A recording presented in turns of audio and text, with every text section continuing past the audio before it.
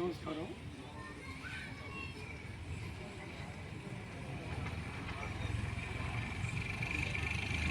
2024లో ప్రజలందరూ కూడా అత్యంత ఆదరణ ఇచ్చి ఎంతో నమ్మకంతో అత్యధిక మెజార్టీతోటి కూటమి ప్రభుత్వాన్ని గెలిపించడం ప్రజలందరూ ఎంతో సంతోషించారు. దీనికి అందరికీ సంతోషమే, గెలిచిన వాళ్ళ సంతోషమే, ఓట్లు వేసిన వాళ్ళ సంతోషమే ప్రజలందరికీ. అయితే ఈ ప్రభుత్వం గత ప్రభుత్వాల కన్నా లేదా అంతకుముందు ప్రభుత్వాల కన్నా నిన్నెవరో పేపర్లో చెప్పినట్టు గత 60 ఏళ్ళు 70 ఏళ్ళ కన్నా ఇవాళ ఎక్కువ జరుగుతుందని చెప్పే వాళ్ళకన్నా జాగ్రత్త పడాల్సిన అవసరం బాధ్యత ప్రభుత్వం. రమారమి ఒక 7-8 నెలల క్రితం 7-8 నెలల క్రితం మాకు ఇది రాళ్లపాడు ప్రాజెక్ట్ నుంచి మీకు తెలుసు ఇక్కడ వర్షాభావం చాలా వర్షం తక్కువ పడినప్పుడు పడాల్సినప్పుడు పడదు.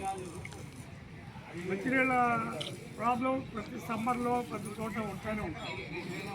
సో దీనికి రమారమి రాళ్లపాడు ప్రాజెక్టు మన నియోజకవర్గంలో ఉన్న అతిపెద్ద నీటి వనరు. అక్కడి నుంచి 3 స్కీములు పెట్టుకుందండి. ఒకటి వలేటవరపాలెం మీదుగా ఇప్పుడు రాళ్లపాడు వరకు రాళ్లపాడు ఇంకోటి గుడ్లూరికి, ఇంకోటి ఏమో మొత్తం 3 ప్రాజెక్టులు 3 యూనిట్ల ద్వారా 93 గ్రామాలకి మంచినీళ్ళు సదుపాయం, రక్షిత మంచినీళ్ళు సదుపాయం. మామూలు మంచినీళ్ళు కాదు, రక్షిత మంచినీళ్ళు సదుపాయం. దానికోసం చంద్రబాబు నాయుడు గారి ప్రభుత్వం ఎంతో డబ్బులు కూడా అలర్ట్ చేస్తుంది. డబ్బులు లేవని కాదు, దీనికి 3 కమిటీలు 3 ప్రాజెక్టులకి 3 కమిటీలు వేసి తద్వారా డబ్బు ఎన్ని చేసి ఫిల్టరేషన్ బెడ్ దగ్గర నుంచి ప్రాజెక్టులో నీళ్లు తీసుకోవటం దగ్గర నుంచి ఫిల్టరేషన్ అయిన తర్వాత అక్కడి నుంచి ట్రాన్స్పోర్టేషన్ ఒక మండల హెడ్ క్వార్టర్స్లో కానీ గ్రామ హెడ్ క్వార్టర్స్లో కానీ అక్కడ మళ్ళా ఫిల్టర్ చేసి ఇవ్వటం అనేది జరిగేది ప్రాసెస్. ఇది ఇవాళ 8 నెలల క్రితం నేను ఇక్కడ ఉన్న అఖిలపక్ష నియోజకవర్గ అభివృద్ధి కమిటీని పెట్టి పోయాము అందరం. దీంట్లో రాజకీయాలు ఏం లేవు, ఓట్లు లేవు. ఇప్పుడున్న ఎమ్మెల్యేకో లేకపోతే ప్రభుత్వానికో వ్యతిరేకంగా చేసేది ఏమి. పోయి చూసి ప్రభుత్వం ఇచ్చే డబ్బులు సక్రమంగా వినియోగం అవుతుందా లేదా, వాటిని మంచినీళ్ళు ముఖ్యంగా మేము ఆ రోజు దృష్టి పెట్టింది మంచినీళ్ళు. దాన్ని ఎందువల్ల సక్రమంగా రావట్లేదు, పోతే ఊళ్ళలో పోతే చెప్తున్నాడు ఈ స్నానం చేయటానికి కూడా ఊళ్ళతో జలపడుతుంది, మంచినీళ్ళు తాగేదే పక్కన పెట్టేసి చేస్తే అప్పుడు సబ్ కలెక్టర్ గారికి అక్కడంటే మేము టెస్టులు చేయించి మేమే స్వయంగా, ఎందుకంటే ప్రభుత్వం తరఫున వాళ్ళు ఏమి చేయించటం లేదు, ఇక్కడ ఉన్న ఆర్డబ్ల్యూఎస్ వాళ్ళు కానీ ఎవరైనా మేము స్వయంగా తీసుకెళ్ళి కలెక్ట్ చేసి నీళ్ళని ఇచ్చి రిపోర్ట్ తెచ్చి సబ్ కలెక్టర్ గారికి మన ఎమ్మెల్యే గారికి అందరికీ ఇస్తే అప్పుడు సబ్ కలెక్టర్ గారు కొంత చర్యలు తీసుకున్నారు. ఇది ఇప్పుడున్న ఊళ్ళలో ఉండే ట్యాంకులన్నీ కూడా క్లీన్ చేయించడం, అంటే మట్టి పేరుకొని ఉంటుందండి. అట్లాగే మిగతా కూడా చేస్తే సరే అప్పుడున్న కొంతమందికి బాధ కలిగింది, అధికార పక్షాల వాళ్ళకి, కూటమి బీజేపీ వాళ్ళనండి, ఇక్కడ మన జనసేనండి, తెలుగుదేశం. ఏం బాధ కలిగింది, ఆయన వచ్చి మాకు చెప్తే మేము చేయమా అని చేయమని పోనీ ఓకే ఇప్పుడు చేయండి అని చెప్పినాం. తర్వాత ఏదో ఫిల్టర్ బెడ్లకి రిపేర్ అవుతుంది, కొత్త ఫిల్టర్ బెడ్లు వేస్తున్నాము ఏదో చెప్పినారు. సరేలే బా మంచి అయింది, మనం తిట్టినా కూడా ఇదేదో మా సొంతం కోసం ఏదో చేసినట్టుగా మాట్లాడారు చాలామంది. అసలు ఇతనికి ఏం పని, మా ఎమ్మెల్యే చేస్తాడు కదా అని కొంతమంది మాట్లాడారు. మా ఎమ్మెల్యే అంటే నాకు కూడా ఎమ్మెల్యే అయినా మనందరూ ఓట్లేసి గెలిపిస్తున్న ఆయన.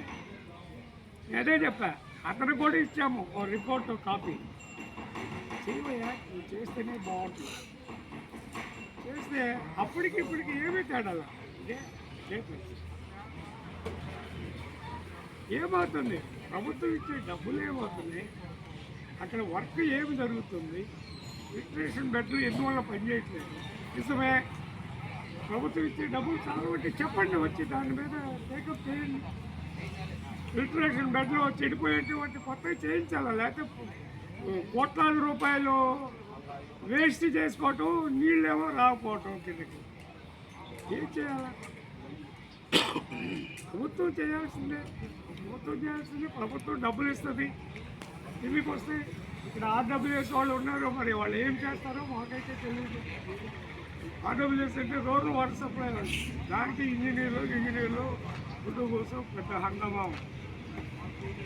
సేమ్ ప్రాజెక్టు అది ఒక మన కందుకూరు నియోజకవర్గానికి అత్యంత ఉపయోగపడే ప్రాజెక్ట్.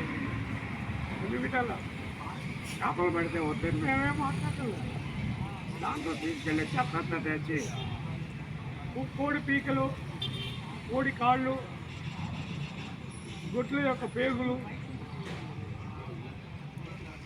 ఎక్కడెక్కడ చెత్త అంతా తీసుకుపోయి దాంట్లో వేసి చేపలు పెంచేదాన్ని మేము వ్యతిరేకం. ప్రభుత్వం కొంత ఆదాయం వస్తుంది, ఎంత ఆదాయం వస్తుందో ఎవరికి తెలియదు. అది ఎంత ఆదాయం ఉందో, ఎవరి చేతిలో ఉందో ఏం అసలు తెలియదు.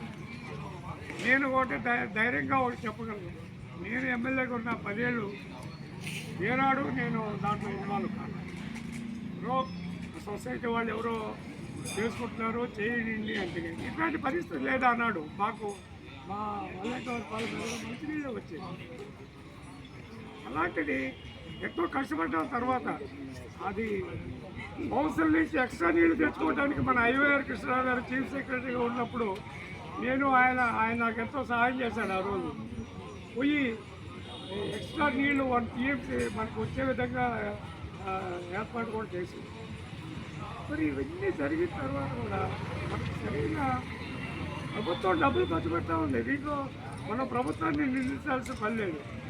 ఆ నుంచి కిందకు వచ్చేటప్పటికి ఆ మధ్య ఏదో తప్పనివాడు. నేను రాజావారు ఐస్ కట్టించాడంట ఎవరికో మంత్రి గారి నుంచి చిన్న ఆయన దగ్గరకు వచ్చింది. ఆయన దగ్గర నుంచి గ్రామ మండలాధిపతికి వచ్చింది, మండలాధిపతి నుంచి గ్రామాధిపతికి వచ్చింది. అక్కడి నుంచి ఆ గ్రామానికి పోతే అంటే ఐస్ గడ్డ కాస్త ఇంటున్నది కాస్త అయిపోయి ఆఖరికి తొమ్మిది. ఇప్పుడు పరిస్థితి అలా ఉందని నేను భావిస్తున్నాను. ఎందుకంటే ఒక పక్క ప్రభుత్వం డబ్బులు ఇస్తూ ఉంది, మరో ప్రక్క ఆయన చిత్తశుద్ధితోటి వర్క్ చేస్తూ ఉన్నారు. ఇవాళ పవన్ కళ్యాణ్ గారు పంచాయతీరాజ్ శాఖ మంత్రిగా ఆయన ఇంకా ఎక్స్ట్రా ఇంట్రెస్ట్ తీసుకుంటున్నారు. ఆయన ఎందువల్ల రావట్లేదు? ఈ మధ్యనే సెంట్రల్ గవర్నమెంట్ మోడీ గారి హయాంలో జలజీవన్ మిషన్ అని కొన్ని 20,000 కోట్లు ఎన్నో మన రాష్ట్రానికి ఇన్ని వాడుకోవచ్చు. వస్తున్నాయి కూడా డబ్బులు. అవి ఎందువల్ల దాన్ని సక్రమంగా వాడుకోలేకపోతున్నాం అనేది మన తప్పది. దీన్ని నేను ఎవరినో బ్లేమ్ చేయట్లేదు. ఎమ్మెల్యేనో, ఎంపీ గారినో, మంత్రి గారినో ఎవరినో బ్లేమ్ చేయాల్సిన అవసరం లేదు. ఇక్కడ అయితే వచ్చిన డబ్బుని సక్రమంగా చేయాలా. ఒకవేళ డబ్బు చాలకపోతే సంబంధిత మంత్రి పవన్ కళ్యాణ్ గారి దృష్టికి తీసుకుని అక్కడి నుంచి బాబు గారి దృష్టికి తీసుకుపోయి దీన్ని సరైన పద్ధతిలో మనకి సప్లై చేయాలి. నీళ్లు మంచినీళ్ళు ఇవ్వాలని ప్రభుత్వం ఎలాగా? ఏదైనా డబ్బులు వస్తే మళ్ళీ దాని మీద ప్రాబ్లం. ఇప్పుడు ప్రతి వాళ్ళు చచ్చినట్టు కొనుక్కోవాల్సి వస్తుంది. ఏమంటారు దాన్ని? ఫిల్టర్ వాటర్ ప్రైవేట్ నుంచి కొనుక్కోవాల్సి వస్తుంది. ఫిల్టర్ వాటర్ ఆల్రెడీ కొనుక్కొని తాగుతున్నారు, కానీ వాడికి నీళ్ళ కూడా ఇబ్బందిగా ఉంది. అందుకే ఆ. ఏంటి డిమాండ్ జిల్లా దొంగలు చేస్తున్నాను వస్తుంది ఈ ముందు మెయిన్ మనం ఎమ్మెల్యే గారు